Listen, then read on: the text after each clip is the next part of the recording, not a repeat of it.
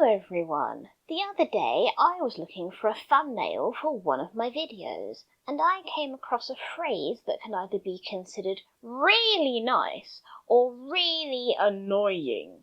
When you are going through a mental health crisis, whether you are stressed, tired, or considering the worst, it is not helpful to say, "Just calm down." Now, I know that this phrase was meant nicely. It was a way of saying, relax and calm down and take a deep breath. But we all know that sometimes people say it without really understanding what it means. Like if someone is depressed and they tell you to just cheer up. That's not very helpful, is it? If you're one of these people who tends to say that, let me just say this. Unfortunately, those words do not have a magic power. Just because you are suggesting that we calm down, that we take a deep breath, and that we think about it calmly, it doesn't work. If it worked, then that would have been the first thing that we would have done, especially to the people who say it out of frustration at the top of their lungs. In fact, I find it quite ironic to be telling someone to calm down and take a deep breath when you're yelling it at the top of your lungs while looking very angry. If you really want a person to calm down, then you need to say in a nice, calm tone, like, "Hey, what's going on? Why are you so stressed? Talk to me. It's going to be okay. I'm here for you." Let me just say this. Bonjo can be a very violent cat, especially if he's in pain.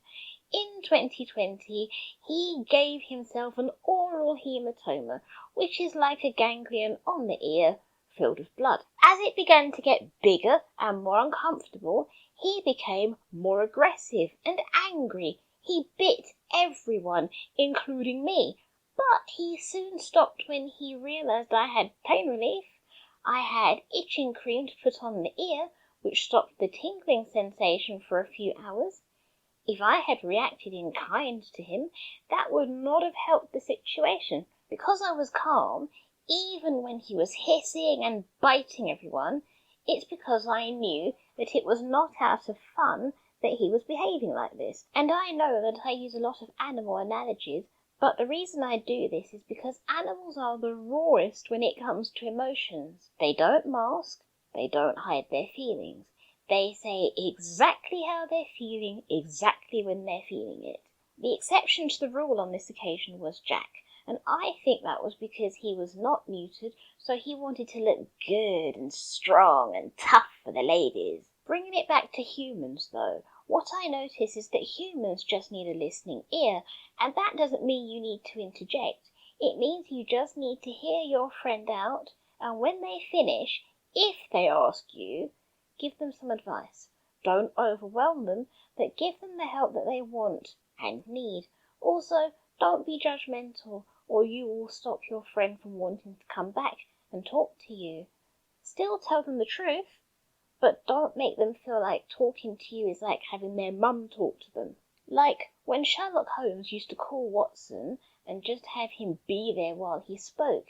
He didn't really want his opinion, at least not initially, but what he did want was someone he could bounce his ideas off. Initially, Watson was like any of the other inanimate objects in the house.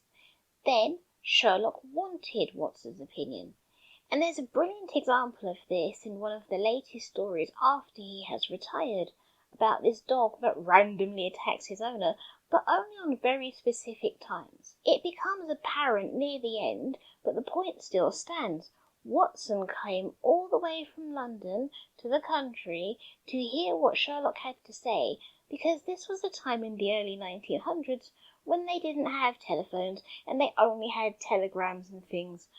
So for that reason, when he came, it was for good reason. By this point, he was no longer in practice.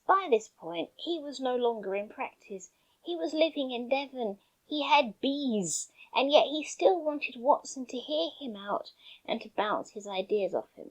Now, I will leave a link in the description for the book, but I am going to give a warning that if you are highly triggered, do not listen to this book.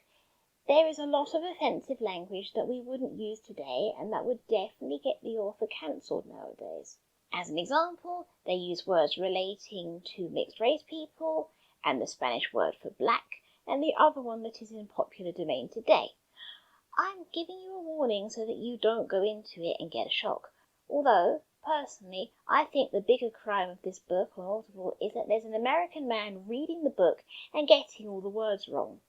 There is another version of it read by Stephen Fry, if you wish to hear it correctly, but the one I'm listening to, the impressions are so funny that you can almost excuse it. But he does become very handy because Sherlock Holmes does interact with a few American people. Anyway, to close, just keep in mind that we all need someone to listen to us and help us and comfort us. I hope that we all have someone, and if not, you can always rant in my comments for free. If you're still here, then you're handsome, and you're beautiful, and well, I'm speechless. I'll let you know next time I see you. Over to the pets. Hello all, this is Sylvie. If you liked what you saw, then subscribe for more. Hey everyone, my name's Bonjo. If you enjoyed yourself, then give it a thumbs up and share it with all your friends. Hi everybody, I'm Jack, and if you had fun, then comment down below and let my mum know what's your favourite book.